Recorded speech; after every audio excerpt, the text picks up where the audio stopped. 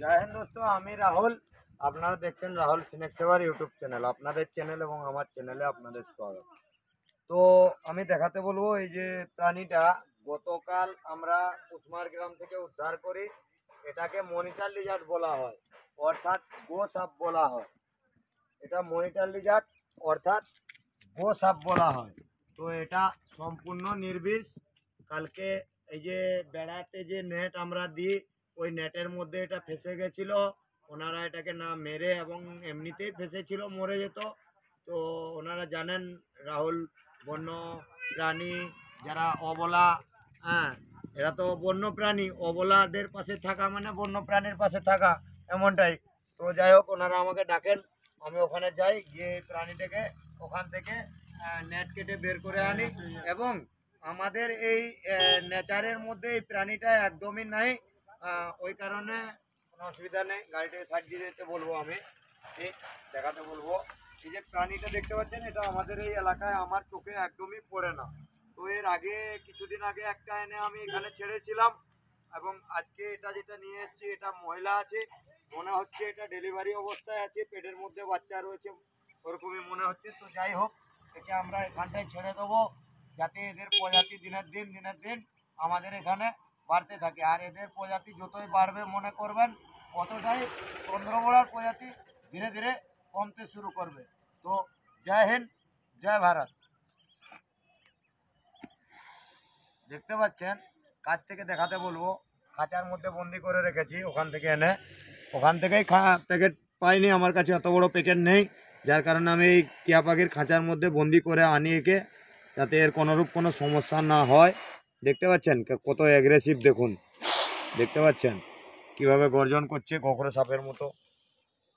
মানুষকে ভয় দেখানোর জন্য এই গর্জনটা করে এরা, বাট এদের কোনোরূপ কোনো বিষ নেই। এরা মানুষের জন্য একদমই ক্ষতিকারক নয়। কি বললাম, এই প্রাণীটা, দাঁড়ান একে আগে এখান থেকে আমরা বের করি। দেখতে পাচ্ছেন কি ভয়ঙ্কর ভয় দেখাচ্ছে, ঠিক আছে।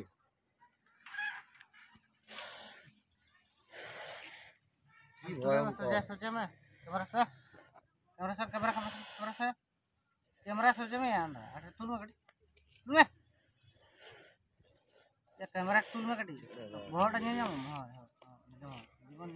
তো দেখতে পাচ্ছেন এটা মেয়ে, আমি দেখাতে বলবো, এটা মেয়ে এবং এটা ডেলিভারি আছে, পেটের মধ্যে বাচ্চা রয়েছে ওরকমই মনে হচ্ছে। তো যাই হোক, একে আমরা নেটের মধ্যে থেকে উদ্ধার করে এনেছিলাম, এবং একে আমি আমার দেখাতে বলবো, এটা আমার বাসা, এটাও আমারই জায়গা, এটাও আমারই জায়গা। তো এখানকারই মধ্যে একে আমি আজাদ করে দিলাম, যাতে শুধু এখানে ছাড়লে যে এখানটায় থাকবে ওরকম কোনো কথা নয়, এই এলাকাটায় ঘুরে খাবে। এখানে এদের প্রজাতি দিনের দিন বাড়তে থাকবে। দেখেছেন কত এগ্রেসিভ, দেখুন, দেখতে পাচ্ছেন,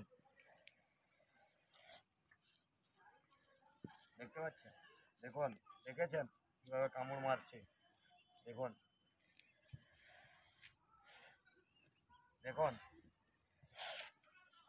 দেখা তো সিনটা একবার ক্যামেরাতে দেখা কীভাবে কামড়াচ্ছে।